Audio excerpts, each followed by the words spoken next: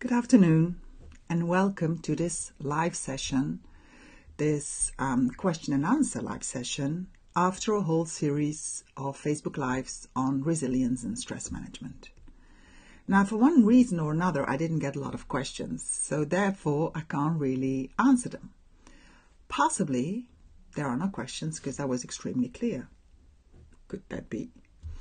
Or maybe there are not a lot of questions because it is still a bit awkward for some people to post them here. And that's fine. But that means that I can't really help you. So what have I decided? I'm going to go through all the videos that I've posted since mid-September and give the key message. This could help you to decide which one you want to quickly watch before I'm taking them off next week. Yes, I know I said it before, but this time I'm actually really taking them away. Now, does this mean you won't be able to see them anymore? No, there is a way, but for that you have to be on one of my lists. And how can you do this? By going to my website, www.nancybartens.eu, and there you can subscribe either in the blue line on top, tips and tricks, or in the pink box to your right, where you can also subscribe to the Defeat Your Stress in 10 Days. If you are on one of these two lists, you will receive a mail next week with a link to a page where all the videos will be nicely put one by one next to each other. Easy to watch them afterwards, okay? But that's for next week. Let's start with going through all the different videos. So the first one was the stress mechanism, where I talked about the and the and how positive stress can also be stress. And finally, and finally about compensatory stress. What is important here? I think most people already know that there is the stress reaction, but I think that not everybody knows or knew that even when you don't feel stressed, your body can be in a stress reaction. Also, even when you are just living your life, walking around, doing your stuff, you could be in your red zone. And it is very important to make sure you go enough to your green zone. There are also some articles on this on the website, so check them out. And at the beginning of next year, I'll come out with some tool that can really test you or test your red and green zone. Meaning, when are you in your red zone? When are you in your green zone? But that's for early next year. That was the first one. The next one was stress management, the basics, which is my basic stress management scheme, where I say that stress management is working on your stresses, working on your buffer, and working on your perception. We did come back to working on your stresses later, so that's one of the other videos, so I'll get there later. Working on your buffer is several things, and some of them have been repeated in other videos, others not. So just a quick recap of buffer. Buffer could be sleeping enough, but also sleeping well, relaxation, eating well, doing exercise, having a network of friends. All of these things are buffer. Some have been explored further, others not. And working on your perception will come back, amongst others, through the technique cognitive restructuring. So that was the second one. Then we talked about working on your stressors, indeed. So that was the first one after the general one, where we talked about you having to check if your stressor is under your control or not. And I even talked about Baron Katie and my business, your business, and God's business. A concept which is not so easy to grasp, but once you got it, it can really make a big difference. So basically, you should only worry about your own business. Indeed, well, actually, you should never worry, but you should focus on your own business. If it's somebody else's business, you getting stressed or not is not really going to help you, because you getting stressed is going to bring you into this tunnel vision and you're not going to be very efficient to handle this. You're probably not going to be zen enough to handle it, and you might have the opposite effect on the other person, the person you would like to change. I was working on your stresses. Then we talked about relaxation, and I mentioned heart coherence. I mentioned mindfulness.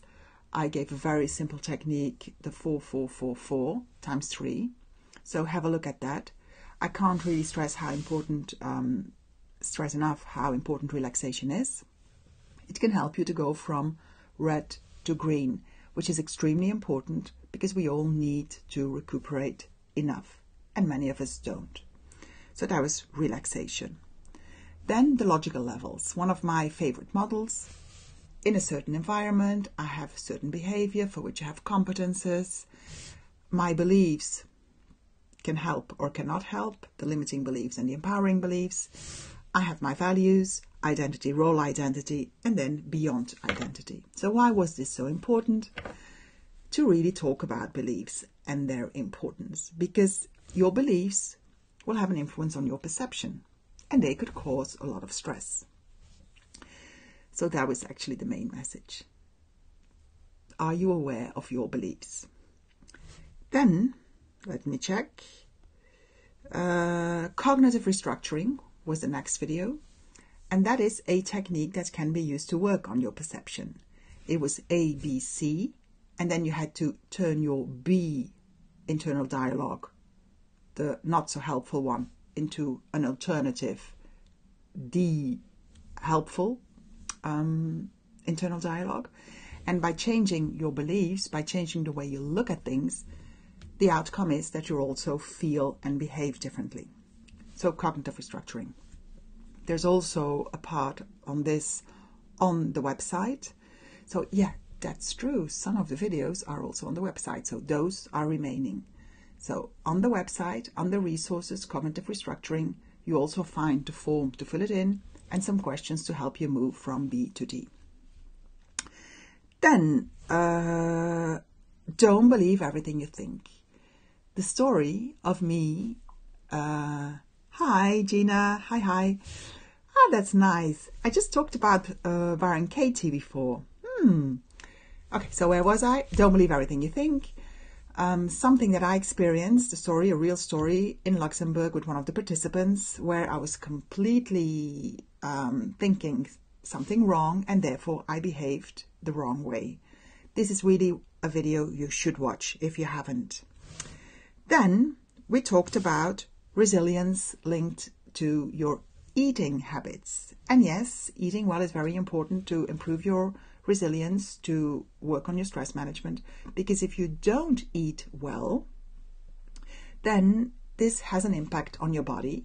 And if your body is not in great shape, well, then it already needs a lot of energy to function normally, let alone under stress. So eating well is going to be very important.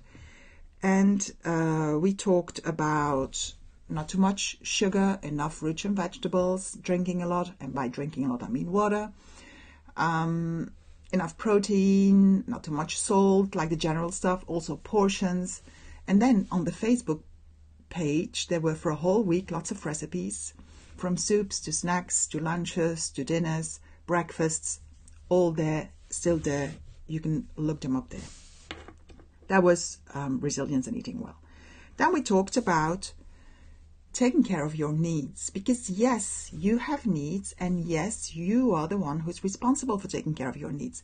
If you're just going to sit there waiting for other people to take care of your needs, you might have to wait for a long time. So are you aware of what your needs are, and what are you doing to satisfy them? And are you open to several strategies and not just one? This could be very helpful when managing your stress. Then we talked about resilience and sports, and I made a distinction between exercising and real sports. Exercising is a basic need that everybody has, and your body just needs to move. So that's very important. And anybody can move. So let's say walk for half an hour a day is definitely doable for everybody. And then there's sports. And sports is also very good. However, if you are extremely tired already, or if your body is already in the red zone, sports could be a stress reaction to your body. So it is better to do sports when you are already reasonably fit, and if not, to slowly build it up. But all the details in the video. Then we talked about the drivers. On the drivers, there was an article on the website and a test and some tips, and there was the video. The drivers come from transactional analysis, and there's 5 of them. Please people, be perfect, hurry up, make an effort, and be strong. And they drive you. They make you do things in order for you to feel okay. And actually, they might be the cause that make you go over your limits because you so much want to be okay. So it's very useful to know what is your driver, and then how can I insert some allowers, some things that can go against my drivers so that I have to feel less stressed. Check it out if that interests you. And then the final one was on change. Change is one of the biggest stresses. When people have to go through a big change, it's extremely stressful. And in that video, I gave a technique on how to deal with this in a different way by, taking into account all the things that stress you, one, but also looking at things that remain the same to create some balance, and possibly find advantages of benefits of this change to put things more into perspective. So these were the different videos in the series on stress management and resilience.